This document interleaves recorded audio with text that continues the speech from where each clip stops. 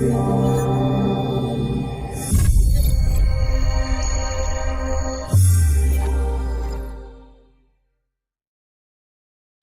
buenos días, así que vamos a comenzar. Muchas gracias por acudir al llamado de la Comisión de Derecho Fiscal. Hoy tenemos un tema muy interesante, como les hicimos saber en la convocatoria, que además es algo muy actual y es una figura recientemente incorporada a la ley, que además el SAT está utilizando mucho para estar fiscalizando directa o indirectamente, y vamos a ver seguramente los comentarios de Sergio, al contribuyente. Hoy nos acompaña Sergio Lima, quien es director en PricewaterhouseCoopers en el área de impuestos y servicios legales. Sergio pues, es alguien que es conocido de todos nosotros, un abogado de mucha experiencia, estudió en la Universidad Panamericana en la Ciudad de México, tiene una maestría en esa universidad. Chilango. Y pues constante, es chilango, sí. Cuidado. Pero cuidado, porque aquí ya vimos varios chilangos. Pero también ha vecindado, como hay otros ya totalmente en la ciudad desde hace muchos años. Naturalizado. Y pues constantemente está participando en eventos, dando pláticas, escribiendo artículos, y pues es alguien muy reconocido. Sergio, muchas gracias. No, gracias. Este espacio es tuyo, y pues entonces tendremos interacción con la gente sobre este tema. Sí, muchas gracias Gonzalo, gracias por la invitación. Pues bueno, sí, es un tema, como dice Gonzalo, muy actual. Realmente hoy día la autoridad pues, ha pretendido ejercer esta facultad que le fue otorgada, y creo que en algunas ocasiones hasta con excesos. Entonces es lo que vamos a platicar un poco. Vamos a platicar un poco sobre los antecedentes que dieron origen o por qué se dio esta nueva facultad. Vamos a ver la estructura del procedimiento como tal, muy breve. Creo que todos de aquí de alguna manera la conocemos, la hemos escuchado, y evidentemente vamos a ver el análisis y las oportunidades dentro del procedimiento. ¿Qué han comentado? ¿Qué se ha resuelto por parte de nuestros tribunales en ciertas etapas? ¿Verdad? Vamos a platicar de la procedencia también de los medios de defensa, las posibilidades que se pudieran tener en algunos de ellos, lo que algunos tribunales también ya han resuelto en los casos, ¿verdad? Para acabar con algunos aspectos a considerar que son importantes y que creo que todos los contribuyentes deben de tener muy en pie para poder solventar o poder atacar debidamente lo que es pues la propia visita, el procedimiento, y evitar que te suban en su caso a la lista definitiva, que es lo que más se tiene por evitar, ¿no? ¿Cuáles fueron los objetivos de esta ley, o de esta facultad? El primero es evitar el tráfico de comprobantes fiscales carentes de sustancia. El legislador sabía que como tal los comprobantes fiscales que se estaban manejando, que se manejan actualmente, son viables, es decir, son reales. Jurídicamente hablando, no tienen problema. De hecho, los montos y los flujos también existen. Entonces, más allá de eso, lo que la autoridad pretende con esto es, evidentemente, tratar de demostrar que el origen del acto o la actividad que se realizó no existe. Que eso es la verdadera, porque realmente estas estructuras por los ciertos contribuyentes estaban tan bien hechas que era difícil verificarlos a través del único comprobante o a través de la transferencia, insisto, porque eso estaba real y existe, ¿no? La otra parte, evidentemente, pues es que con estas prácticas se erosiona la base contributiva. ¿Por qué? Porque evidentemente se estaban metiendo deducciones que no eran indebidas, que eran indebidas, y también acreditamientos en materia de impuesto al valor agregado que daban saldos a favor, y evidentemente el contribuyente se veía beneficiado. ¿Por qué? Porque además en este tipo de procesos, cuando te dan aquí una factura, tú la pagas, también esas estructuras están tan realizadas, decía SAT, que cuando te regresan el dinero vía una comisión que te están quitando, entonces el beneficio es doble. Además de que lo que pagas al finalmente te va a regresar, vas a meter una deducción o un acreditamiento que evidentemente te va a traer un beneficio en materia impositiva. ¿Y la regresada era efectiva? Sí, claro, a través de estructuras que la verdad desconozco, pero bueno, evidentemente ya son aspectos que están muy manejados y controlados por las empresas, porque además vamos a ver que son empresas que finalmente cumplen de alguna manera con todo el aspecto corporativo, ¿no? Entonces, bueno, esto complicaba más las cosas para el SAT. Estas empresas tienen objetos sociales diversos, diferentes, para precisamente poder prestar este servicio. Y también decía el SAT, he visto que este tipo de empresas únicamente su vida es muy corta. ¿De qué estaba hablando? Que había empresas que se constituían para posteriormente liquidarse en 2 años. Es decir, operaban, liquidaban y volvían a abrir otra corporativamente nuevamente para volver a realizarlo y volvían a cerrarla, la liquidaban otra vez y así trataban de alguna manera de escapar de la mano de SAT. Esto, digo, vamos a ver que también no es del todo, pues no es así, ¿no? O sea, se encontraron que las empresas liquidadas hoy día también están siendo revisadas y de eso vamos a hablar un poquito también más adelante. ¿Cuál es la estructura del artículo 69b? Esto es importante saberlo porque en función de cómo se encuentra este artículo es la posibilidad que vamos a tener o no de poder interponer los medios legales de defensa correspondientes. Entonces, los primeros 3 párrafos del artículo 69b están dirigidos a regular a lo que es el emisor del comprobante fiscal. Es decir, a través de las facultades de comprobación de la autoridad, ahorita vamos a ver un poquito más rápido el procedimiento, se llevan a cabo en ciertos plazos, pero en esa parte únicamente el afectado, déjame llamarlo así, es el emisor del comprobante fiscal.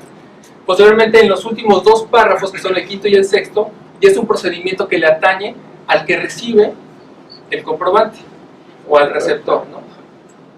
Que bueno, y finalmente el párrafo cuarto, que este únicamente es declarativo porque te señala cuáles van a ser los efectos de que te suban a la lista definitiva y que precisamente es que no producen efecto alguno, es decir, se eliminan para efectos fiscales todas esas situaciones. Digo, si alguien tiene algún comentario o algo, lo puede ir haciendo, digo, lo podemos ir comentando porque la verdad es que va a ser muy enriquecedor cualquier experiencia que hayamos tenido. Creo que han sido diversas en estos temas y bueno, pues creo que de eso se trata también la plática, ¿no?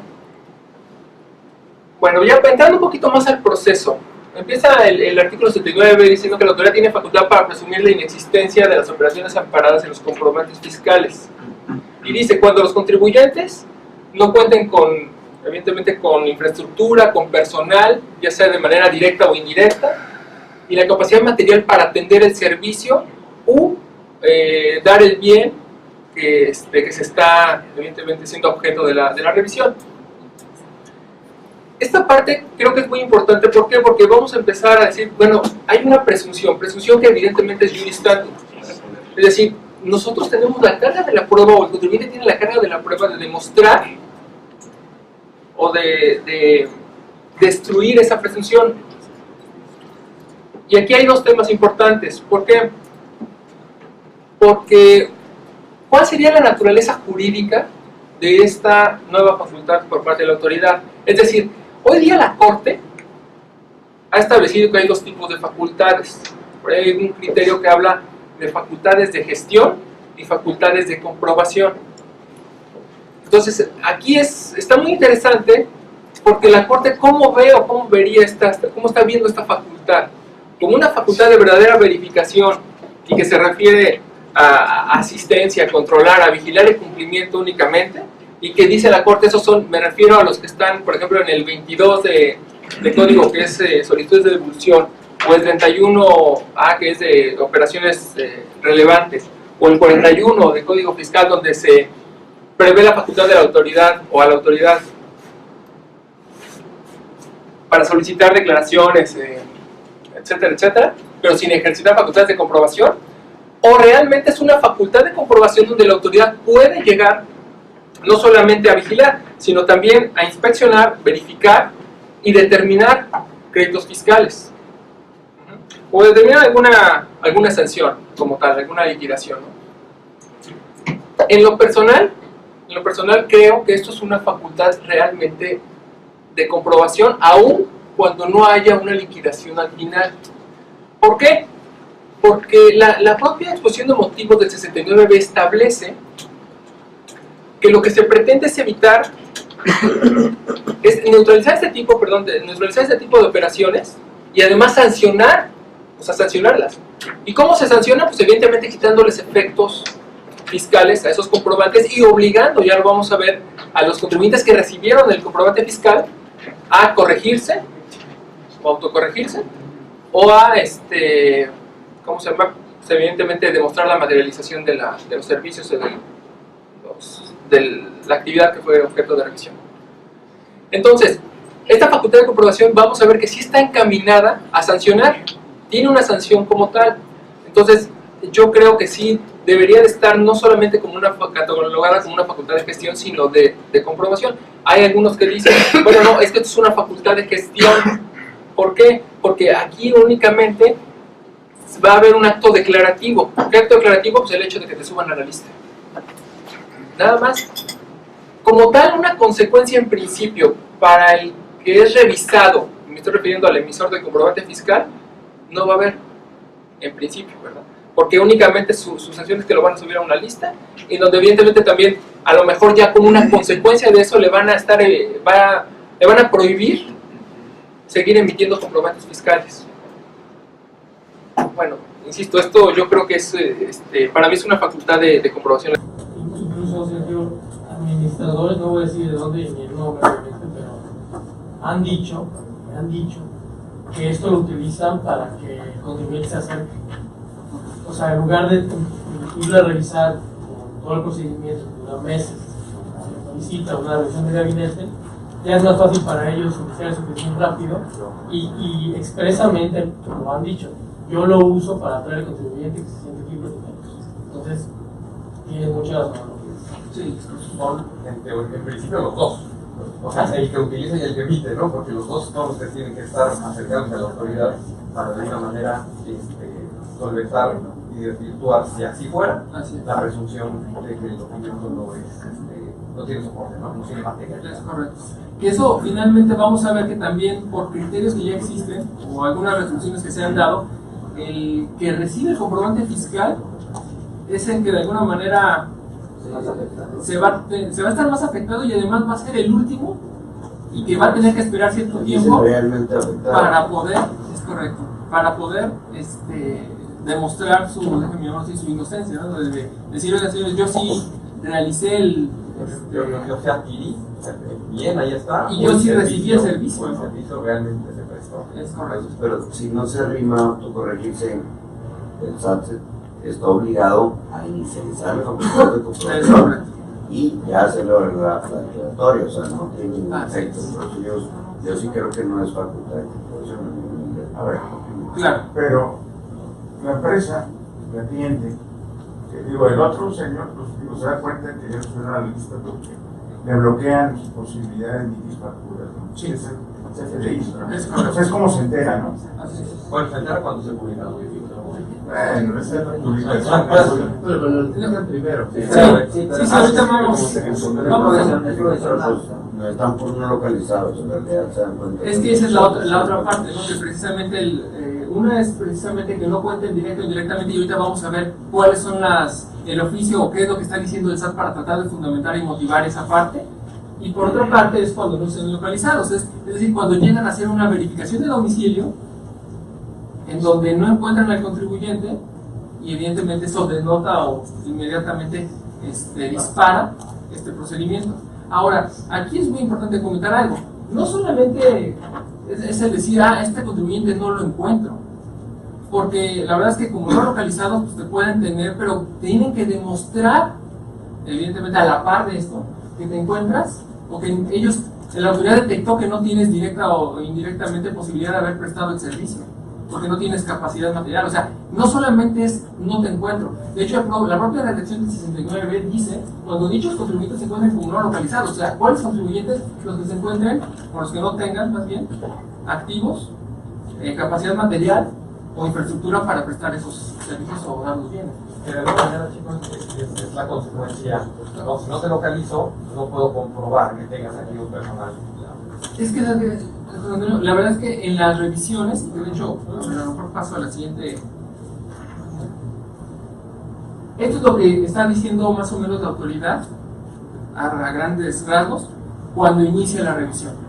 Cuando inicia la revisión te llega una notificación, que en principio tiene que ser por buzón tributario, y donde te establece, o te debe de establecer en ese primer oficio, cuáles son la información objetiva que tuvo a la mano como para poder detectar o empezar a señalar que tú estás en una presunción del 69B.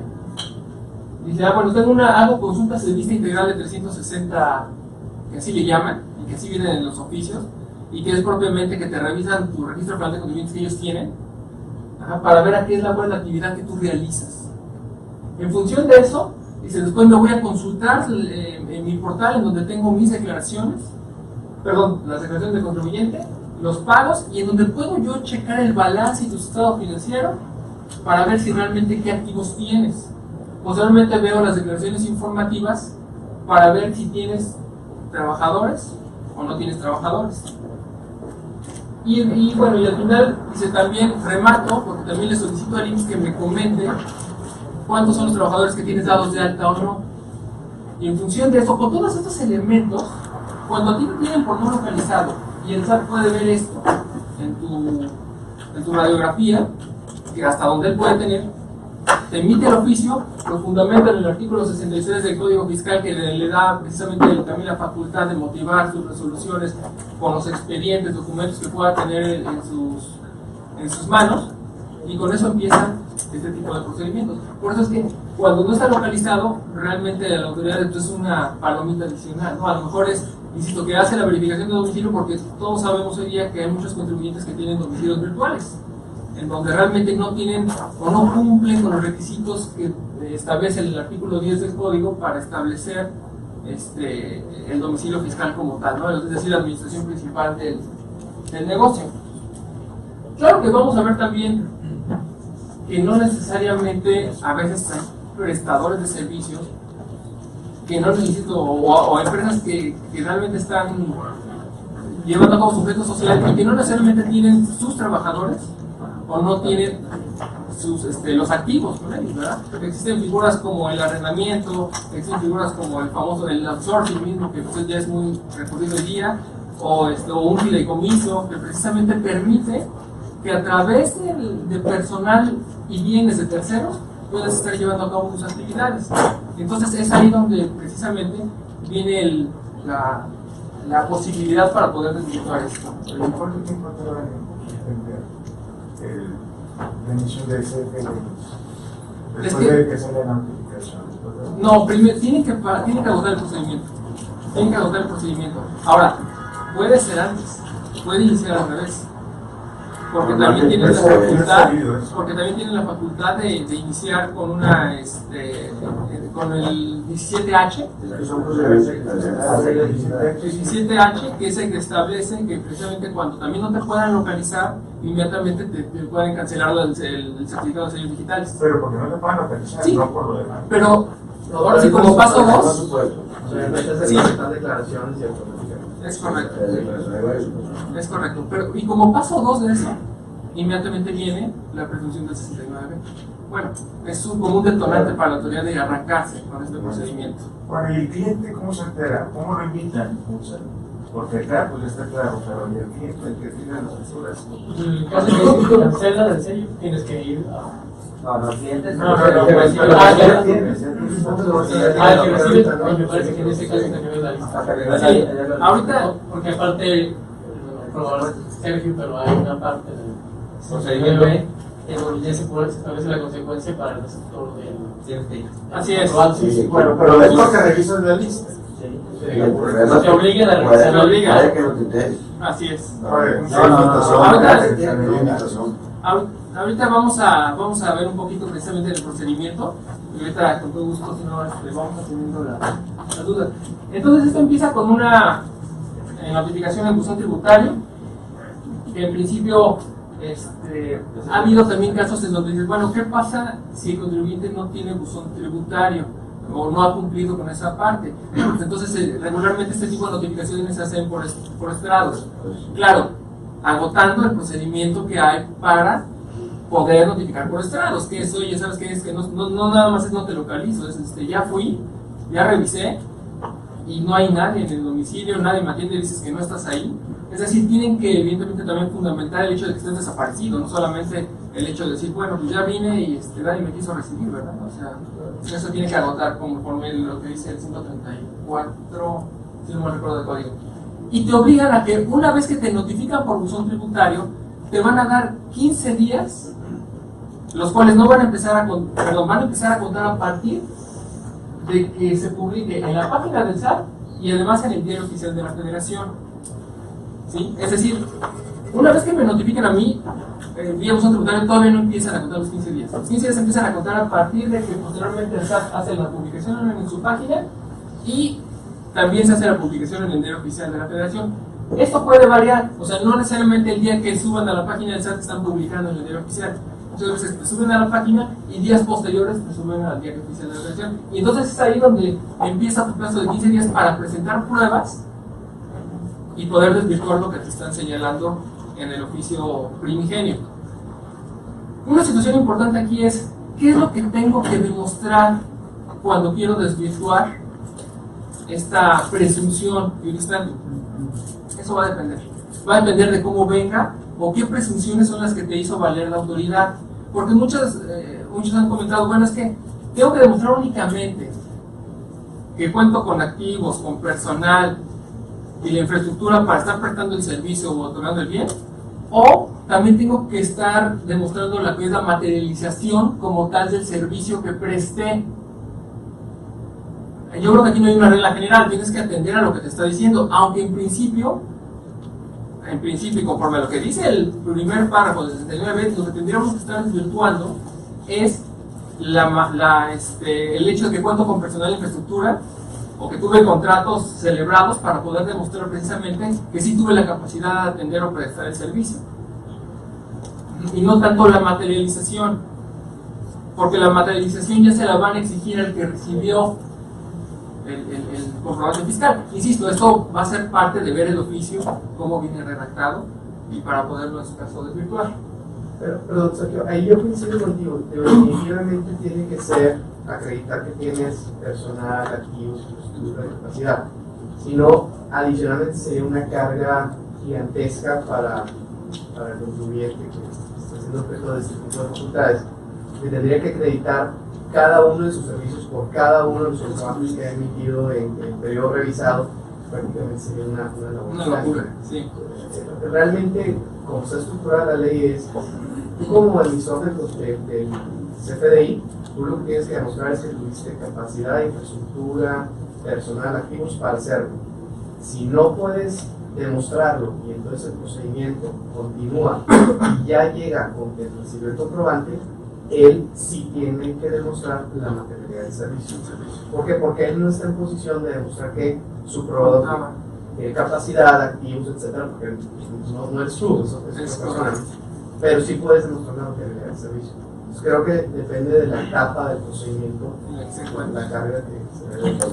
Sí, es correcto. De hecho, y digo, es congruente porque cuando te dan el primer oficio este que estamos hablando, muchas veces hasta te ponen, no siempre, te ponen todos los comprobantes fiscales que están siendo, que fueron revisados o que más bien la autoridad detectó que en una ejecución fiscal emitiste y que en principio no tenías la infraestructura para poderlos prestar o para poderlos emitir, sobre todo, ¿no? O sea, el origen de la autoactividad. Un comentario, Sí. ahorita que estás hablando de lo que se tiene que desvirtuar, que es que si tiene activos, Infraestructura personal. con la infraestructura, que si tiene personal, pero no dentro del domicilio fiscal siempre. No. Como tú hablabas, puedes tener una oficina donde manejas tu administración, como el código fiscal, Claro. el domicilio fiscal, pero pues un constructor pues no va a tener ahí los tractores, ¿verdad? Es correcto. Y a lo mejor son muy contratistas y eso el SAT ahorita todavía no lo siente. Así es. Sí, la verdad es que la autoridad, por eso comentaba al principio que a lo mejor está cayendo en excesos, como tú comentas, ¿no? Porque necesariamente quiere verlo muy cuadrado, a pesar de que hay operaciones que no necesariamente cumplen a la exactitud como ellos quieren verlo, ¿verdad? O sea que, insisto, como el arrendamiento, los fideicomisos, etcétera, etcétera. Bueno, entonces esto ya de alguna manera explicamos un poco. ¿Qué pasa? La regla 1.4 de la resolución miscelánea establece que se puede solicitar por parte del contribuyente una prórroga de los 15 días originales que se tienen para seguir aportando información. Para que te den esos 10 días los tienes que presentar dentro de los primeros 15, la solicitud de prórroga. Es un derecho que se le está dando a través de la miscelánea de contribuyente para decir, bueno, si necesitas más tiempo, te lo voy a dar. Pero a su vez también existe en contrapartida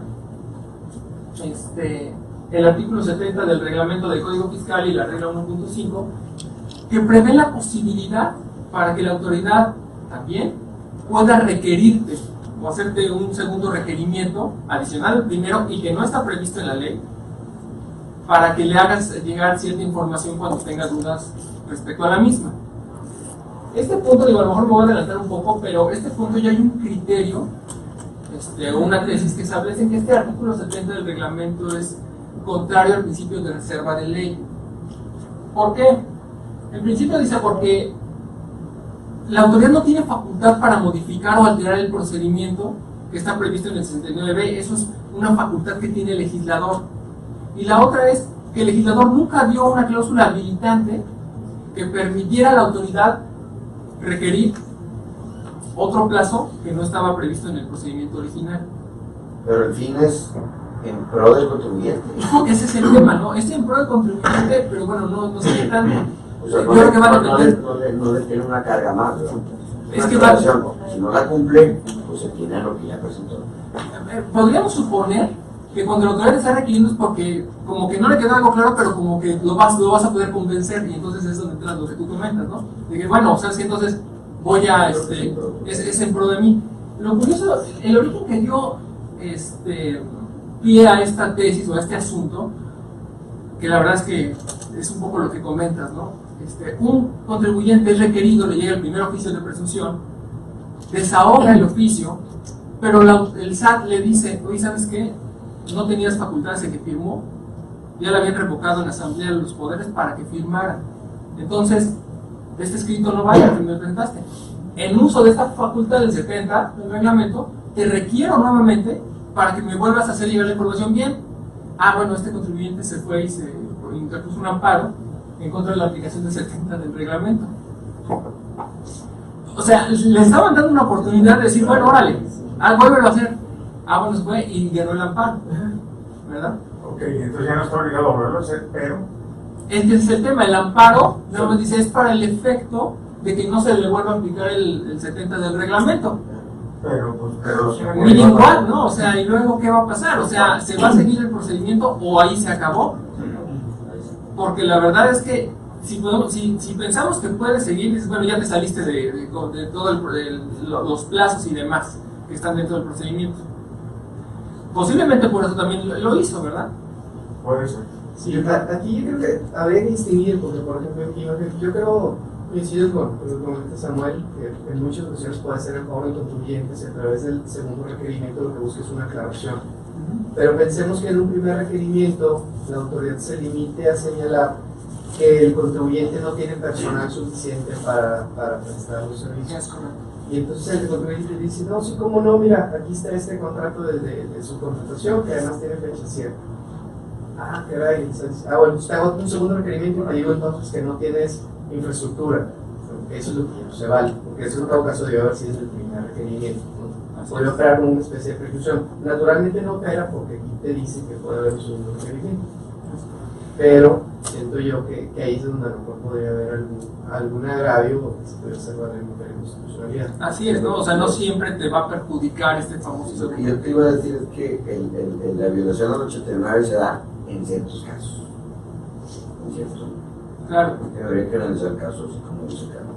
Sí, de hecho, es una parte que cuando resuelve el colegiado esta parte, señala que si bien es cierto pudiera ser en beneficio del contribuyente la norma, como que parece ser, dice yo no me puedo guiar por apariencias, ¿no? Porque finalmente si es algo que está en contra de la Constitución, pues yo tengo que aplicar y decir, si el señor se viene a quejar, independientemente de que le sea beneficio o no, yo aplico y es una facultad que únicamente estaba, insisto, reservada al legislativo, más aún cuando no hay cláusula habilitante y pues hay que decir.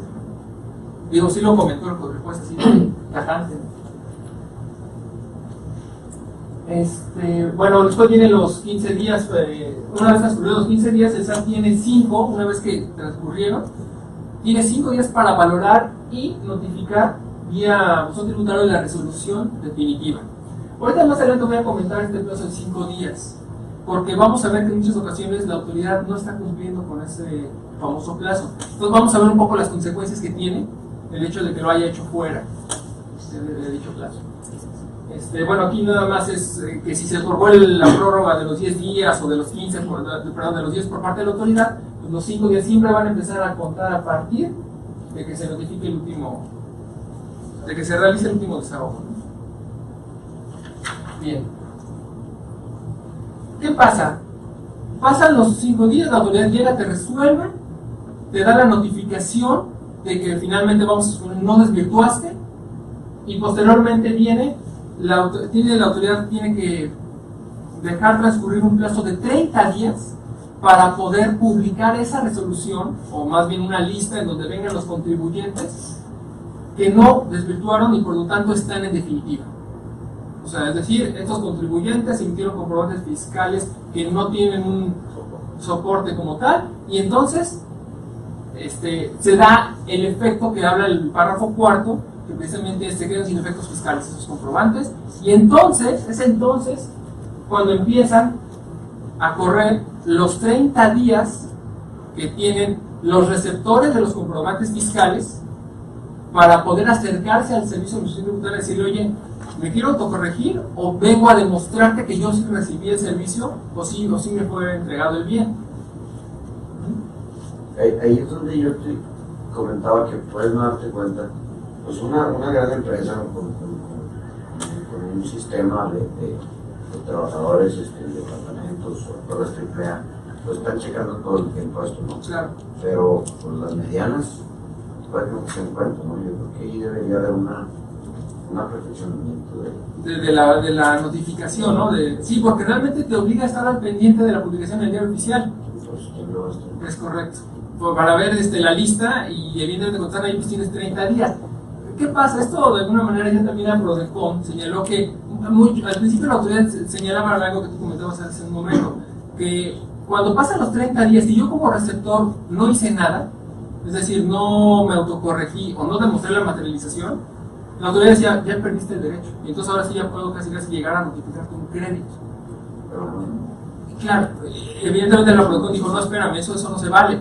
¿Por qué? Porque aún no te han iniciado facultades de comprobación.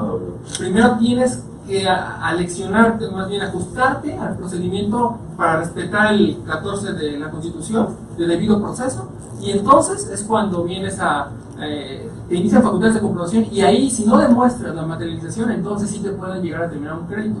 Pero no por dejar morir el plazo de 30 días, que te está dando el 69, entonces se supone que entonces ya consentiste, porque ni siquiera tuviste oportunidad de defensa. Pero entiendo lo que ha dicho la Prodecon, es que aunque no expresamente la es que se debe de notificar al receptor del CFDI vía buzón, y aún y que se notifique y no conteste, que todavía en una facultad de comprobación puede demostrar que sí se materializó el servicio, ¿no? Fíjate que al menos criterio sustantivo no habla de una notificación como tal al receptor. Se queda hasta el momento de decir, no puede tener consecuencias o no debe tener consecuencias si no lo presentan entre los 30 días. Y lo que te dice es que no quedas en el tamaño de fracción, que tienes una doble oportunidad. Exactamente. Pero prácticamente es causal de que te van a quedar con una facultad de comprobación y no más te van a revisar sus comprobantes, claro, ¿no? Entonces, te van a presumir. Que yo creo que para efectos prácticos, déjenme usar la palabra, el hecho de que no utilizo, que no me hayan notificado de la resolución definitiva a mi receptor de comprobante, creo que si al final la autoridad está obligada a que si me va a determinar un crédito fiscal por esta situación, tenga que agotar el procedimiento de una visita domiciliaria o revisión de gabinete, realmente no sé qué tanto perjuicio me puede causar el hecho de que no me haya notificado a mí directamente la resolución definitiva, a mí como receptor, o que se me haya puesto el plazo de 30 días, porque insisto, es un plazo que tienes como para poder hacer algo. Eso mismo lo vas a poder hacer dentro de las facultades de comprobación. Pero es que ese punto es el que está en debate. La Prodecon se pronunció en el sentido de que, precisamente por el hecho que no te notifiquen de manera personal, no pierdes el derecho para manifestar lo que tu derecho convenga en la auditoría. Pero una de esas, esto llega a tribunales, llega a subir a la corte y la corte dice, aquí opera una preclusión, tú tienes que estar pendiente del diario oficial de la Federación, que es el medio de difusión oficial. Y sorry, maestro, o sea, aquí ya nada más es para que se vea cuánto fue y pague. Entonces es una cuestión que mientras no exista un criterio firme de tribunales en el sentido de cómo se debe ver, hay que tener mucho cuidado con esa clase de criterios. ¿Qué sentido tendría la disposición de decir que está la presunción de operación inexistente si finalmente vas a entrar a un proceso de fiscalización? Yo creo que debería ser efectos inmediatos. Bueno, es que también sí que, bueno, el último párrafo, el 69, habla de que precisamente se pueden determinar créditos fiscales en facultades de comprobación. Como tal, ¿cómo se le va a interponer un crédito a un contribuyente que ni siquiera ha sido notificado? Ahí ya existe una violación impresionante al procedimiento de 14 constitucional en relación con el 42 y todos los atinentes a lo que se digita y revisión de gabinete. Yo veo muy complicado que la Corte deje en ese estado de indefensión al contribuyente al decir, pues es que tenías esos 30 días, ¿no? Pues espérame, pues si a mí nunca me vinieron a tocar la puerta, ni mucho menos. Claro, a lo mejor me decís, bueno, es que tenías la obligación de revisar el diario oficial, ¿verdad? Híjole, esa parte para mí ni siquiera está muy bien regulada, déjame llamarlo así como tal, en el 69B. El 69B dice que tengo un plazo para poderme autocorregir o materializar, pero después me viene a señalar que se puede determinar créditos fiscales en facultades de comprobación. Ah, bueno, pues espérame, a mí no me ha llegado la facultad de comprobación. Sí, es que Pero puede llegar a ser, ¿verdad? Sí, creo que son dos temas. O sea, lo que es un hecho, o sea, que es irrefutable, es que no puede llegar el SAT un mal día a darte un crédito. Necesariamente te tiene que haber una auditoría electrónica, o una visita, o una revisión de gabinete. O sea, eso forzosamente. La discusión es si el contribuyente está legitimado para, dentro del ejercicio de las facultades de comprobación, demostrar la materialidad del servicio, o si únicamente en un eventual medio de defensa podría hacer valer vicios de forma o procedimiento derivado de las facultades de comprobación en sí, vicios propios de las facultades de comprobación. Porque de la redacción como está el 69 parecería que le precluye el derecho. La Prodecon ha dicho, no, es que no le puede precluir el derecho porque no le notificas personalmente. De acuerdo, no le notificas personalmente, pero está publicado en el diario oficial de la Federación, es el medio de difusión oficial. Tampoco te notifican personalmente que existen nuevas leyes y como quiera se aplica con el solo hecho de publicarse en el diario oficial de la Federación. Entonces, ese es un tema que, digo, siento que el criterio de la Prodecon es bueno y definitivamente así es como lo tendríamos que ver y es como lo tendríamos que defender como abogados postulantes, pero sí hay un riesgo. O sea, yo coincido, porque lo que la Corte privilegia y lo que ha hecho en las soluciones anteriores es cuando no, en el plano no existe posibilidad del contribuyente de defensa, sí, puede ser escuchado, pero aquí yo coincido que no es perfecta la norma, pero el legislador sí le está diciendo que va a ser en un medio oficial y le está dando un plazo. Entonces, con todo el que podemos estar del lado del contribuyente, yo creo que a nivel de tribunal me gustaría pensar como están hoy, que sí le está, o sea, que la solución sería que sí se le está respetando su garantía de audiencia, porque ahí está. Si no estuviera esa previsión de los 30 días de constitución, hay al 100% de que está cometido la violación. Y también tendría que ver pues, el sentido de la norma. Realmente se creó para aplacar con los factureros, ¿no? Entonces, pues, realmente lo que busca es un procedimiento ágil. Digo, esto sin atender a los temas ahorita propiamente de inconstitucionalidad o no, pero realmente la norma lo que busca es un procedimiento ágil. Oye, ¿a quién me voy a afectar? ¿Tu no ir con cada facturero? Pues no, porque esos tres nacen y mueren a los 2 años, ¿no? Pero los que deducen, pues son empresas que en principio van a operar por más tiempo y son las que me interesa realmente castigar. De una forma de castigar en forma amplia, pues, haciéndolo público y pues, que realmente tenga efectos sobre todos ellos que están en esta situación. Creo que la intención del procedimiento es que sea procedimiento ágil, ¿no? Entonces, la presunción de que son operaciones fraudulentas. La intención es muy buena. Sí, no, regular un poquito. Yo también creo que pues, esa es correcta. Y si la garantía de audiencia no se da de ninguna manera, el tribunal se vería mal en decir eso, porque todos los abogados sabemos el único acto, que los actos administrativos, la única forma en que surtan efectos es notificable. Y de la federación son. Sobre todo porque sí está regulado en el Código Fiscal de la Federación. Yo digo, para efectos de las notificaciones personales, además, digo, hay reglas pues que yo creo que no se pueden saltar, pero bueno, es un punto interesante. Hay nomás un sí, no sé si alguno de ustedes tuvo la experiencia, pero hace algunos meses todas las administraciones arribaron a todos los que estaban haciendo elecciones fiscales, los llaman EOS, ¿verdad? Sí. Empresas que usan operaciones simuladas. Y me dijeron, oye, mira, tenemos ese listado, te corriges, y hubo la mayoría de la gente se corrigió. O sea, ya la autoridad te detecta y te llama, y si no lo haces, pues ahora sí te van a revisar. Directa, y no te van a revisar en su operación. Es correcto. Sí, es lo que yo comentaba. Aunque ha habido casos en donde auditan al contribuyente. El SAT, entiendo yo, tiene un criterio que sí le puedes desvirtuar. O sea, no te amarra de manos esto, ¿no? Sí, es correcto. Digamos que estamos siendo un poquito conservadores con el riesgo, pero tiene criterio. Pero pasa lo que se comenta. En este caso no era te corriges o te obligas. Ah, no, esas invitaciones sí le están haciendo donde están ahí los cuatro administradores y te asustan. No te asusta, porque tienen todos los elementos.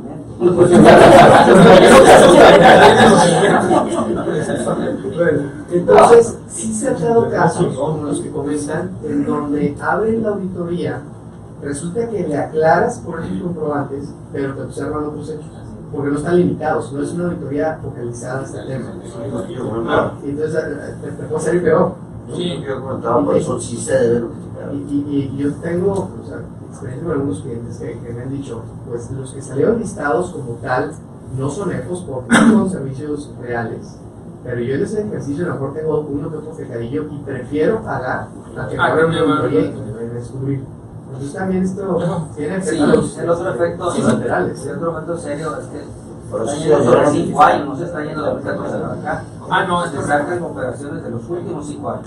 Sí, y de hecho en empresas liquidadas también es algo que al SAT no le importa, ¿no? O sea, si esas liquidadas tú menos te llegan con el liquidador, y dicen, bueno, vamos a determinar y enséñame, o demuéstrame la materialización de esto, que bueno, eso ya también es, las empresas que creían que con esto iba a quedar cerrado con la liquidación, pues evidentemente no, ¿no? Porque las facultades de comprobación pues ahí están. Pero ahí como yo pienso que no procede ni siquiera al inicio de este procedimiento, porque ¿cómo me vas a presumir que no tengo trabajadores? Pues ya los despedí hace un año y medio. No, pero tiene el respaldo de la documentación que tiene su los se acompañaron y como quiera los tuvieron por mal estado. Sí, es que también es una realidad que la autoridad. Sí, porque dice, ¿por qué te estás liquidando? Pero no cumple con la legalidad. Sí, mira, realmente yo también he sabido de casos en donde le llevas toda la materialización del servicio. Hubo un caso muy sonado en donde eran presentes servicios de construcción, les llevaron los avances de obra, les llevaron los registros, les llevaron la contabilidad, el acta de los trabajadores, o sea, le llevaron todo, le llevaron fotografías del inmueble y aún así se perdió el juicio. Porque a pesar de que el Tribunal Fiscal dijo, no, es correcto, ya con esto hay elementos suficientes para mí para desvirtuar esa protección, un colegiado dijo, no, pues para mí no, porque esas fotografías pueden haber sido inventadas, no traen fecha. Yo no sé si ese cuate que está ahí en la obra estaba ahí en el momento en que no, o sea, además yo no sé cuántos, no me dijiste cuántos trabajadores son los que estaban ahí en esa obra, ¿no? O sea, caían en un absurdo de requisitos ya para... Nosotros ya sabemos varios que colegiado es. O sea, que además te piden que les digas cuántas horas trabajaron, qué actividades hicieron, si checaron tarjetas, dónde está el registro de firmas. O sea, es una misión imposible. Sí, y eso se da inclusive también cuando es una evolución. O sea, es una verdaderamente barrera. Sí, son excesos, ¿no? Ya. Totalmente. Las invitaciones del SAT, bueno, ellos informan sobre la publicación definitiva al emisor, les dicen que feneció el plazo como tal de los 30 días que tenían, que no hay un registro que ellos tengan como tal de que se hayan querido autocorregir o demostrar la materialización, y entonces dicen, bueno, te doy 10 días para que vengas conmigo, a ver si te confieses, y si no vienes, pues, ¿qué crees? Voy a tener posibilidades de iniciarte facultades de comprobación. estas invitaciones para mí denotan como tal que la autoridad como que no quiere irse por el lado de decir los 30 días ya, no, ok, voy a dar oportunidad para que vengas tú solito, y si no, entonces ya inicio.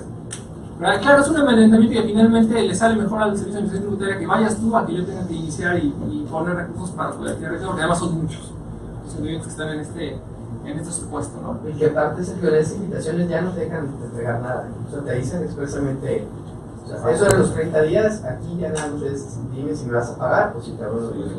Sí, que claro, eso tendría que quedar asentado, ¿verdad? Porque qué pasa si yo presento un escrito y a lo mejor no fue valorado, bueno, finalmente, pero coincido contigo, Che, que ya no están. Ahora, muchos contribuyentes han intentado irse al amparo en contra de esta invitación, pero pues el amparo ya hay algunos criterios que precisamente han dicho, ¿saben qué? No, porque aquí no hay un acto de aplicación per se, porque únicamente es un acto declarativo, es decir, no te están imponiendo no tienes un perjuicio, no hay un crédito fiscal todavía a tu cargo, y es más, llegan a decir, pues, es un beneficio que te están dando extra, tienes 10 días más para, órale, enséñale la documentación. Si no nos tienen un juicio de nulidad, no te dan la suspensión hasta que ya estés en lista negra, pues ya no quiero. Sí, es correcto. Ya se hizo efectiva y eso sí te dan la suspensión, porque la verdad es que ahorita vamos a entrar al tema de la suspensión. Ahorita vamos a entrar Exacto. Muy brevemente, damos quiero comentar esto. Los medios de defensa contra el primer oficio presuntivo, el amparo indirecto procede por parte del emisor al que está siendo revisado. ¿Por qué? Porque es un acto finalmente de molestia, tendríamos que hacer agravios en contra de la inconstitucionalidad del 69B, atacando la institucionalidad y posteriormente también ya hay que aprovechar para, ahora sí que, alegar vicios propios, ¿no? Que pudiera tener el oficio como tal. Recordemos que en esta parte ya hay una tesis, creo que no es jurisprudencia, que establece que el 69B es heteroaplicativo, es decir, necesita un acto de aplicación forzosamente para que puedas acudir al amparo indirecto. Y en caso de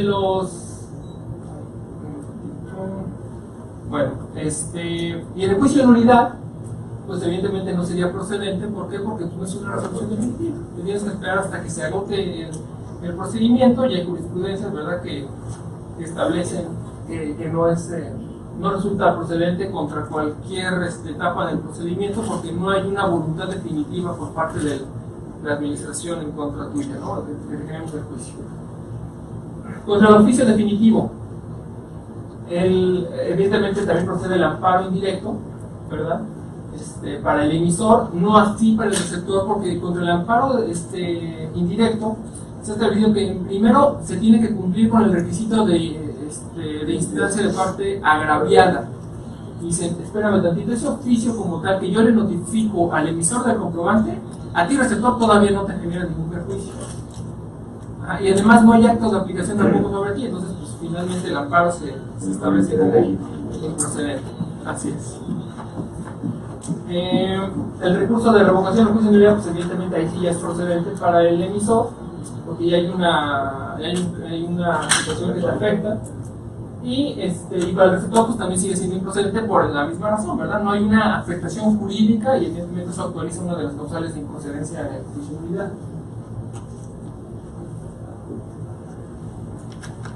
Adicionalmente, habíamos comentado que después de lo que viene la notificación del oficio definitivo, pues la autoridad tiene que esperar 30 días y posteriormente publicar. Contra esta publicación también ha habido amparos por parte del emisor de los comprobantes fiscales digitales.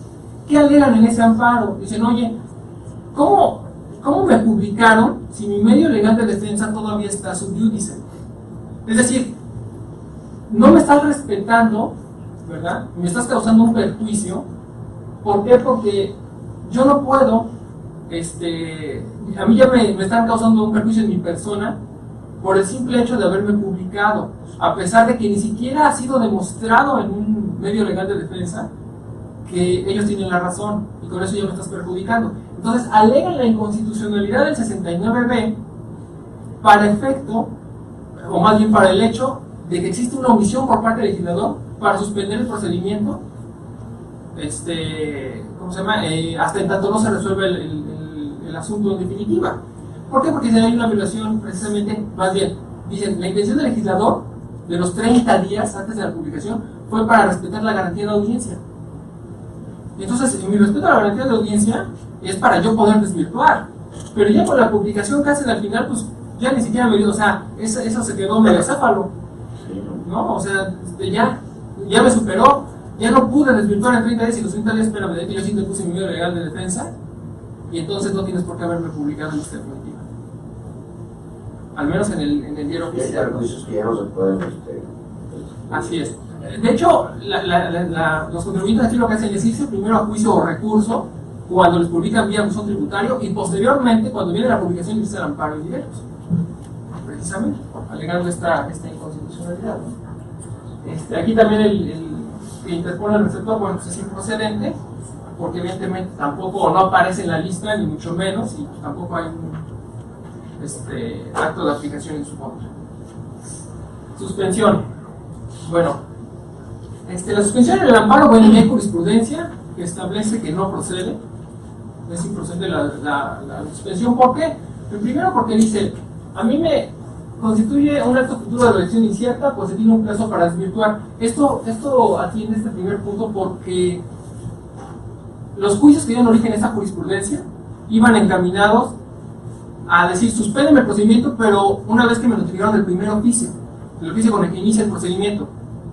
Entonces dicen, no, espérame, no te lo puedo suspender porque es un acto futuro de elección incierta lo que va a pasar, o sea, no te puedo suspender mi procedimiento, ni mucho menos el ejercicio de facultades de comprobación. Pero lo usan cuando estás en cuarto también.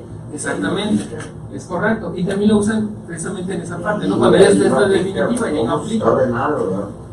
Es correcto, lo que pasa es que ahí te aplican los otros tres criterios o argumentos que dio en su momento la Corte para decir, bueno, es que si yo te otorgo la suspensión, se va a generar una falsa creencia de que tú ya cumpliste. No se le da la posibilidad a los terceros de poderse corregir. Y por último, se permite la continuación de un ilícito y sus efectos. Con estos tres puntos, tanto en el Tribunal Fiscal como en amparo indirecto están negando las suspensiones, ¿verdad? Digo, va a ser una situación muy complicada de superamiento, a mi forma de ver, porque dicen que no demuestras que, más bien, existe afectación contra el interés público y se contravienen disposiciones de orden público. Entonces, esta parte está muy, muy complicada. Bueno, yo desde que leí ese criterio, ¿cómo vamos a resolver con base en creencia? Sí. Puede cambiar la palabra. No sé. Sí, la falsa creencia que podría investigar el virtual, ¿no? Sí. Sí, la verdad es que no son realidades, déjame decir, pues bueno, es que creo, ¿no? Ahora, ¿se permitiría continuar un ilícito? Pues todavía no está en definitivo comprobado que es ilícito. Es correcto. Son esos reportes que... Yo creo que no dejan mucha que desear. Sí, no quisieron detener a la autoridad, ¿no? En ese sentido. O sea, decir, vamos a darle las consecuencias. Por más que se negocia. Es correcto. Bueno, ese comentario de los ilícitos, la bolsa dice que del 100% nada más, del 2% son los que desvirtúan. Sí. Finalmente, la presunción de la autoridad de que es un fraude, todos los que están en este esquema, pues lo ratifica a través de sus procedimientos. Sí, así es. Porque la gente no lo dice. Y fíjate que de hecho, Javier, cuando uno ve las listas definitivas, si ves, también sale un apartado donde dice quiénes pudieron desvirtuar. Pero como tú bien dices, son hojas y hojas de los que no desvirtuaron contra a lo mejor media hoja o a lo mejor cuando mucho una de las que desvirtuaron. O sea,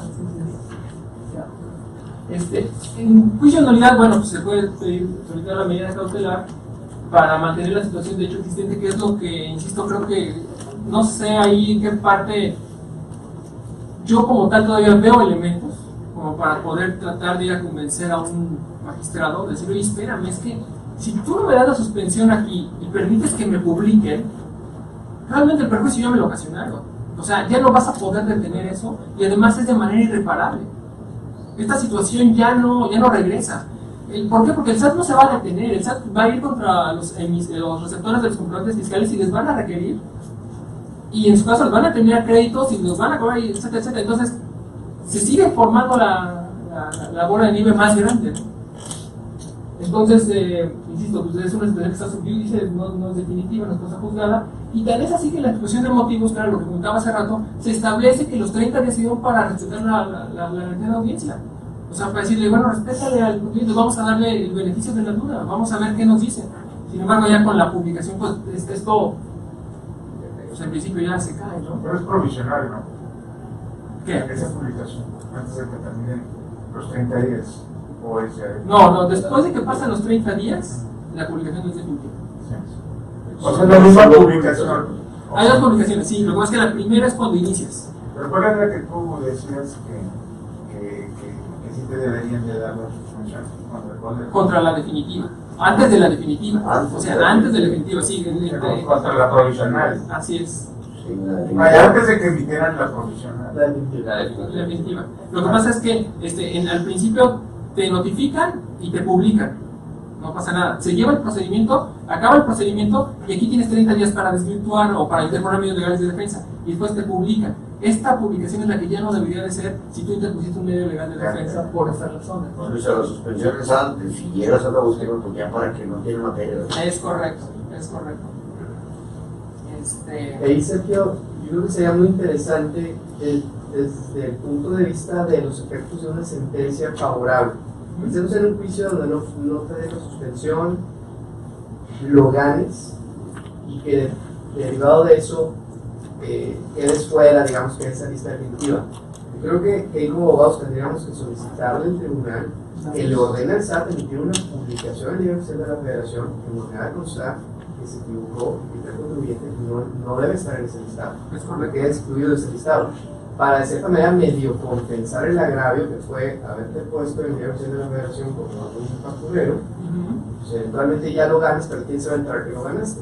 De hecho, hasta solicitar daños y perjuicios. Digo, no sé, a lo mejor no vamos a caer en los supuestos de procedencia que se establece para tal efecto, pero híjole, la verdad es que sí te puede causar un daño completamente irreparable. Dejar de facturar. Con dejarse de facturar. Así es. Así es. De hecho, hubo un caso, déjame les comento muy rápido, en donde se dio una medida cautelar, es una jurisprudencia de la Sala Superior, en donde hubo una mercancía que estaba importada temporalmente en territorio nacional y que estaba siendo utilizada para formar parte de una licitación, de que el contribuyente haya ganado una licitación, se estaba utilizando para tales efectos. Se cierra el plazo que tenía para retornar esa mercancía. Este contribuyente solicita una ampliación del plazo antes de que se venza y le es negada. Entonces, él se va al medio legal de defensa, al Tribunal Federal Administrativa, y solicita la suspensión, diciendo, oye, espérame, dame chance de que la autoridad no me obligue a regresarla, porque si no, pues evidentemente se queda sin materia, ¿no? O sea, me va a causar un perjuicio irremediable, porque si la saco del país ya no puedo seguir trabajando, ya no puedo. Y en ese caso, la Sala Superior dijo, bueno, está bien, vamos a dictar una medida cautelar positiva para efecto de dejar la mercancía aquí hasta en tanto se resuelve el juicio. Es un caso un tanto análogo, tiene sus vicisitudes, ¿verdad? Evidentemente, pero bueno.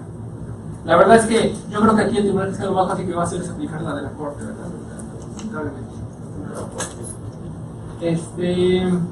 Estos han sido las jurisprudencias que se han emitido en el tema. La Corte ya lo declaró constitucional en 69b, tanto porque dice no constituye una pena o sanción, solamente se declara una realidad jurídica, es decir, no existe una violación al artículo 22 constitucional. Sí se le permite desvirtuar, la contribuyente tiene un plazo, por eso no hay violación al 14.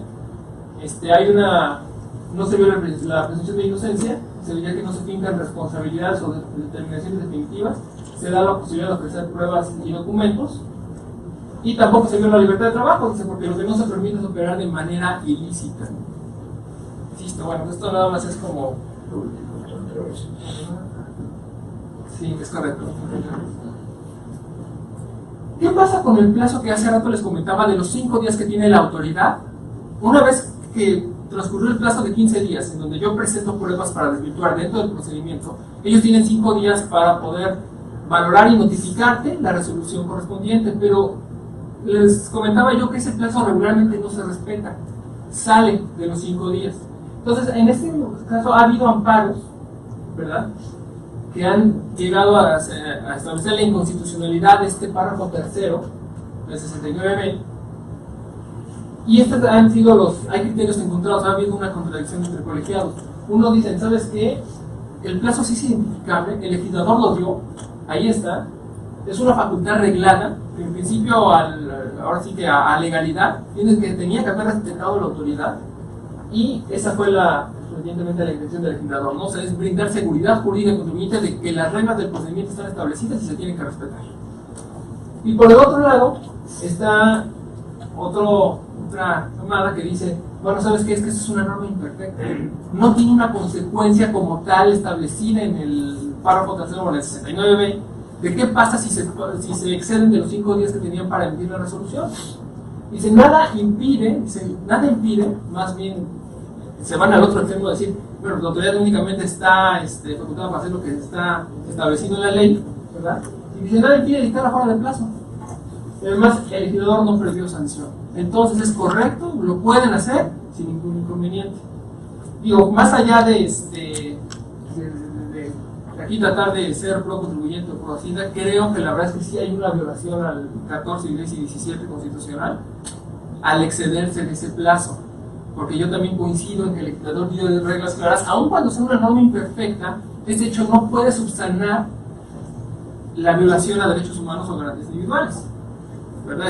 Hay que salvaguardar los derechos del contribuyente en función de bueno, es que no hay sanción. Está fuera de...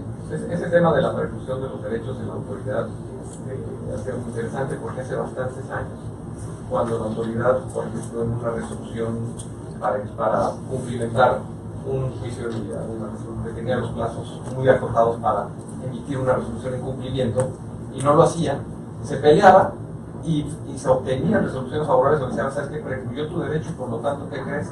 Ya no hay crédito nuevo, ya no hay forma. Y hubo una segunda reflexión y dijeron, bueno, pero es que realmente no pueden dejarte en estado de indefensión según los contribuyentes y por lo tanto, palomita no importa, no precluye el derecho de la autoridad. Y yo creo que es más o menos la línea que están siguiendo ahora. Sí. Ahí también está el caso del, creo que es el 152 de la ley de aduanera. Así es, sí. Vamos a precisamente tocarlo, ¿no? Que ese también ustedes establecieron un plazo como tal. Y había otro también en materia de aduanera que decía que eran 4 meses. Ya el 153. 153. Y que si no cumplías en los 4 meses, aunque la ley no te dijera que le precluía, que caducaba, como queramos decir, la facultad de la autoridad, los tribunales resolvieron el sentido. Así es. Parecería que puede ser un símbolo. Es correcto. Es correcto. O sea que sí, que los tribunales. Sí, o sea, en materia de aduanera ha habido presentes que podrían estar con la energía. Sí, pero ¿cómo está ese presente? Se que había un plazo, creo que eran 4 meses. Era 4 meses. No tiene extensión. Y no te decía qué pasaba. Sí, y entonces, ¿qué Fue una discusión. O sea, había tribunales que decían, oye, no te dice qué pasa, es una norma imperfecta. Y hay otros que dicen, no, pues es que si no resuelve 4 meses, está resolviendo en contra de derecho. Y resolver en contra de derecho es una violación de fondo y entonces debería ser legal de sellano. Y ese fue el criterio que adoptó la Corte, según el favorable. Habrá que ver si aquí lo hacen igual. De hecho, por ejemplo, los efectos de la concesión del amparo, este amparo que dieron en los que se otorgó, ¿verdad? Decía, al existir violación formal, se emite otra resolución resolviendo lo que en derecho corresponde. O sea, le pasan nuevamente la carga en su caso al juez o al tribunal, depende de dónde venía el procedimiento. Entonces aquí es, al existir ese video de forma, ¿qué procede? ¿El procede de la nulidad y se llana o se repone el procedimiento? ¿Verdad? O sea, ok, se dictó fuera de plazo, ya lo sabemos. Ahora regresa y ahora ¿qué hago? Declaro que es ilegal entonces el procedimiento o lo repongo por ser un vicio del procedimiento, como dice el 51 de la Ley Federal de Procedimiento Contencioso Administrativo, ¿verdad? Digo, aquí insisto, yo también creo que ya hay jurisprudencias que nos pueden dar luz en esta parte, donde dicen, si un crédito fiscal se dicta fuera de los 6 meses que tiene la autoridad una vez terminaron las ejercicios de comprobación, se acabó. Oye, el acta de visitas, el acta final de visitas se dictó fuera del plazo, se acabó. El oficio de observación se acabó. La única diferencia con esos asuntos es que en esas regulaciones sí existe la sanción como tal para el saldo, o sea, expresamente por el legislador. En esta no lo existe, pero evidentemente por analogía debería ser exactamente lo mismo. si te fuiste de fuera del plazo, se acabó, ya no puedes regresar, ¿verdad? A tratar de darle su derecho al contribuyente, claro. Y hay un principio que la Corte, los tribunales, el Poder Judicial y también los administrativos se ha resistido, lo tiene presente en algunas resoluciones, que es lo ilegal, lo que ya fue declarado ilegal, no puede producir ninguna consecuencia, ni siquiera la consecuencia de que la autoridad pueda volver a hacer algo.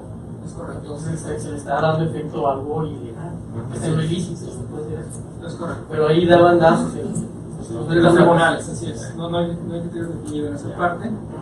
Y también, por ejemplo, se ha alegado o se está alegando una posible inconstitucionalidad al no existir plazo para la autoridad de que pueda publicar la resolución definitiva. Una vez que te resuelven vía buzón tributario, te notifican vía buzón tributario la resolución definitiva, pasan 30 días y dice el 69, tienes que publicar, pero la única limitante es que hayan pasado los 30 días para respetar la garantía de audiencia. Y después de eso, ¿qué plazo tiene la autoridad para publicar la resolución, la lista? No hay plazo. Entonces, en esa parte también se podría generar una inseguridad jurídica contribuyente, que es un poco los criterios que usted comentaba, Charlie, precisamente, que ya ha habido también en ese sentido, ¿verdad? Al haber emergencias de difícil identificación, el artículo 152 fue declarado inconstitucional precisamente porque se le daba no había un plazo para que se emitiera la resolución, ¿verdad? Claro, digo, vale, debemos decirlo, ¿verdad? Estas jurisprudencias después vinieron a ser superadas por otra que decían que ya, pero ahí fue porque la Corte legisló y en una jurisprudencia dice, bueno, sí, no hay plazo, pero pues yo creo que se le debe de aplicar el plazo de 4 meses que está diciendo otro artículo, ¿no? Y entonces, después de estas jurisprudencias, la Corte da esa ayuda al Servicio de Administración Tributaria y dice, bueno, pues, que sean 4 meses y ya. Y entonces después ya aplicaron esta otra jurisprudencia donde dicen, pues sí, no hay plazo, pero yo te dije cuáles son, cuál es, ¿no? Y lo subsanó. Pero bueno, en definitiva creo que aquí pudiera haber un área de oportunidad, ¿no? Para estos casos. Después, bueno, pues se puede también atacar una ilegalidad al no respetar el segundo párrafo del 63. ¿Por qué? Porque cuando dentro del procedimiento el SAT voltea con el IMSS y le dice, oye, dame documentos de contribuyente, déjame ver si tuvo trabajadores, cuántos tuvo de alta, bajas, etcétera, etcétera. En el propio procedimiento del 63, en el segundo párrafo, obliga a la autoridad a notificar al contribuyente y darle un plazo de 15 días para poder pues manifestar lo que a derecho convenga. Eso no lo está haciendo el SAT. Una vez que entra este procedimiento, y a pesar de que lo dice y lo fundamenta en el artículo 63 del Código su requerimiento, nunca hace ese chance de decirle al contribuyente, oye, estuve requiriendo y manifiesta lo que a derecho convenga. Digo, finalmente es un viceprocedimiento, pero no lo está haciendo. Bueno, el artículo 70 ya lo habíamos comentado. Y por último, bueno, pues algunos aspectos a considerar dentro de esto del 69. Los cambios de domicilio son muy importantes. Digo, no es que no se puedan hacer, pero evidentemente creo que la autoridad también ha excedido esa parte, en donde cuando nosotros hacemos un cambio de domicilio, tenemos que tener mucho cuidado y checar que la autoridad, cuando vaya a revisarme, porque eso es una alerta para el SAT hoy día, el hecho de cambio de domicilio. Entonces, simplemente hay que tener mucho cuidado para cuando lo hacemos, tener todo en orden, para evitar precisamente sorpresas o que me vayan a hacer una verificación de domicilio que no pueda yo atender, o que la atienda mal una persona y que por eso dé el detonante para que me tengan ahí como no identificado o no localizado. El segundo es atender de manera oportuna la documentación que desvirtúa las presunciones de la autoridad. Digo, fehacientemente, que la verdad es que ahí ese de fehacientemente para la autoridad es algo casi imposible, ¿verdad?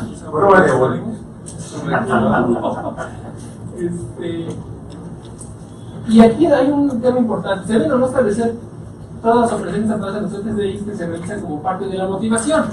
El SAT ha llegado al extremo de decir, bueno, y ahora de todas las documentales, que era algo que comentaba también hace rato con Charlie, de todos los comprobantes fiscales que yo te estoy diciendo que están mal, ahora demuéstramelo, ¿no? O sea, demuéstrame que se prestó el servicio, o que se entregó el bien, etcétera, etcétera. Entonces eso se vuelve pues, también imposible para el contribuyente, sobre todo para el emisor del documento.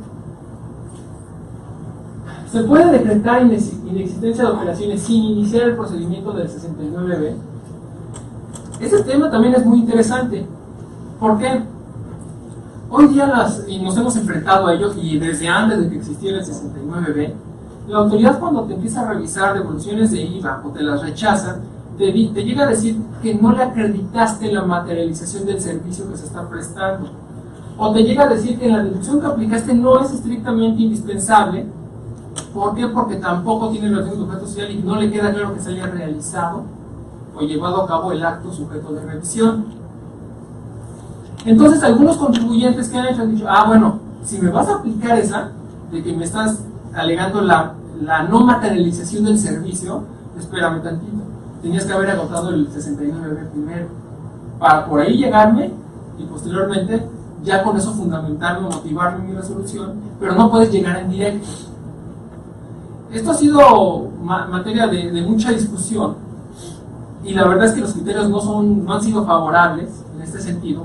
¿Por qué? Porque los tribunales han señalado que la facultad de comprobación que está en el 42 permite al contribuyente, perdón, a la autoridad, estar revisando la materialidad del acto, que es una facultad intrínseca, que no, si bien no está expresa, evidentemente, no lo puedes atar de manos para revisar que tú estés realizando el cumplimiento debido de tus obligaciones fiscales. Más aún cuando dicen estos criterios, es como cuando te llegan y te dicen, a ver, demuéstrame que pagaste. Es una obligación que tú tienes. Es lo mismo, a ver, demuéstrame que te prestaron el servicio. ¿No? Es una situación que en lo personal yo veo muy difícil, otra vez, que un tribunal colegiado o la Suprema Corte diga, no, sí, espérame, en el 42 no está esa facultad. Porque esa situación ya la han venido aplicando desde siempre, el tema de la materialización. Estos son los criterios que se han emitido en ese sentido. Voy a leer el rubro. Dice: facultades de comprobación cuando en su ejercicio las autoridades fiscales adviertan que los documentos presentados por los contribuyentes amparan operaciones que no se realizaron, pueden determinar la inexistencia de esos actos jurídicos exclusivamente para efectos fiscales. Esta tesis, que fue emitida por el tercer tribunal colegiado en materia legislativa del sexto circuito, insisto, llega a decir precisamente que el 42 tiene facultades intrínsecas para hacer esto. Es más, llega hasta señalar, dice que se pueden restar eficacia probatoria a los contratos y los documentos relacionados únicamente para efectos fiscales. O sea, la autoridad está facultada para ello. Pues bueno, eso está muy grave. Está muy grave porque hoy día entonces pues, ya estamos en manos de lo que diga la autoridad. Y digo, ya es una práctica, insisto, que ha venido haciendo. Digo, lo famoso de la fecha cierta y demás en los documentos, pues es algo que ya está en moda. Afortunadamente ha habido tribunales que han estado emitiendo criterios en sentido contrario a eso. La misma Prodecona tiene criterios también enfocados a señalar que no es necesario, que se tiene que hacer una distinción entre la materia fiscal y la materia civil, y que si la materia civil no exige ciertos requisitos, pues en materia fiscal tampoco se tiene por qué exigir, ¿verdad? Y la otra es impuestos al derecho del contribuyente a su devolución. Esta es una jurisprudencia, dice, a su devolución o deducción cuando la solicite con base en comprobantes fiscales expedidos por terceros, no puede hacerse depender del cumplimiento de estos a sus obligaciones fiscales. Ojo, esta jurisprudencia del Pleno, de los colegiados del octavo circuito, si bien es cierto que te establece o reconoce que la devolución o deducción no puede hacerse depender del cumplimiento de obligaciones de terceros, porque así lo establece, y creo que con eso está muy buena la jurisprudencia, al final llega a decir, bueno, pero eso no puede llegar al extremo, dice, de no vincular con cargas probatorias al propio solicitante, como es el hecho de que realmente haya realizado el pago al tercero por el servicio o por el bien que ampara la factura, y también que ese servicio bien adquirido haya sido indispensable para la consecución de su objeto. Con eso se tiene que acreditar la materialización, porque de otra manera, ¿cómo sé que fue indispensable? Pues es que mira, yo en mi objeto social tengo que me dedico a vender sillas, ¿verdad? Y por eso es que yo tuve que comprar acero, tuve que comprar plástico, etcétera, etcétera. Y yo creo que hasta ahí se debería de quedar la estricta indispensabilidad. O sea, yo te estoy demostrando que lo que hago sí lo requiero para generar ingresos. Pero ellos dicen, no, vamos a demostrar el origen, porque se me hace que ni siquiera creaste la silla. No existe. que nada más la pusieron ahí, de comprobar. Se puede acercar inclusive más allá que se diga, no, que eso ya no es exactamente indispensable. Oye, como nada más me da 3 pesos a eso, ¿no? ¿Cuál era lo estrictamente indispensable? Entonces, a como están los criterios ahorita, a pesar de que pudiéramos pensar que tendrían que agotar el 69B, veo muy complicado que podamos señalar que en un procedimiento normal no nos puedan señalar o decir que no se acreditó la materialidad del acto. Yo creo que también hay algunos criterios, no recuerdo, yo creo que no, en el sentido que señalan que cuando la autoridad te llega a declarar inexistencia como tal, forzosamente tenía que haber agotado el artículo 69. Creo que hay algunos de tribunal fiscal en ese sentido. Fíjate que no hay otros que te dicen que definitivamente lo estás acelerando, de que para declarar inexistencia no es necesario el procedimiento. Yo la verdad es que en ese sentido creo que tendríamos que darnos la tarea de realmente analizar cuáles son los artículos que sí declaran la facultad, o sea, que le dan la facultad a la autoridad para declarar inexistencia o presumir la inexistencia. Porque aún y cuando la autoridad le diga, no me demostraste la operación, o no me demostraste la compraventa, pues estamos en un tema probatorio, pero entonces, ¿qué es lo que me estás queriendo decir? ¿Cuál es el efecto de eso? Que no existe. Sí, pero aquí lo grave es que para tener un acto como inexistente, en estricta teoría, tienes que cumplir o cubrir y revisar los dos lados, el prestador, el enajenante, el adquirente o el receptor del servicio. Y ahorita, sí, la autoridad nos ha tocado, se va con el contribuyente que está deduciendo y acreditando y te dice, oye, me tienes que demostrar precisamente la materialidad del servicio. Y dice, oye, a ver, yo te estoy demostrando que yo, tenemos un caso, presto servicios a estos clientes, y aquí están mis facturas y aquí están mis entregables, ¿no? Dicen, bueno, sí, pero va un poco con el tema que hemos platicado incluso, hablando de ahorita de que, es que resulta que no tienes el personal, bueno, pues que tienes un contrato de prestación de servicios. Y entonces, a ver, demuéstrame quiénes son los trabajadores y cuánto están dados. Oye, ese es el señor, no es Sí, eso no es el fisco. ¿Cómo le hago, no? Y te ha llevado al extremo de tener que pedir la nómina del señor, la data, y no son tuyos. O sea, y ahí es donde a lo mejor decir, o sea, realmente es un requerimiento que yo tengo que solventar o no. Y si con base en eso hay una facultad realmente para poder construir. Y ahí creo que efectivamente trae muy buen fin, pero le falta mucha reglamentación. Para mí ahorita todavía pero el principio de legalidad. De la discreción, porque hay mucha autoridad. Exactamente. Y bueno, para terminar, evidentemente viene, insisto, como consecuencia o como origen de esto la cancelación de sellos digitales, lo cual pues también, a pesar de que hay un procedimiento ahí para poderlo editar rápido, 3 días y demás, pues hay que tener mucho cuidado con eso porque nos pueden dejar sin operación. Y la otra es la posibilidad que tienen para poder iniciar sus facultades y determinar una comisión de un delito en materia fiscal por simulación de actos, ¿no? Que eso es lo más grave, creo, del tema, porque lo demás es dinero. Aquí estamos hablando de la privación de la libertad, etc. ¿Sí? Entonces, pues digo, si no tienen alguna otra duda, les agradezco mucho su atención y espero que haya sido de su agrado. Muchas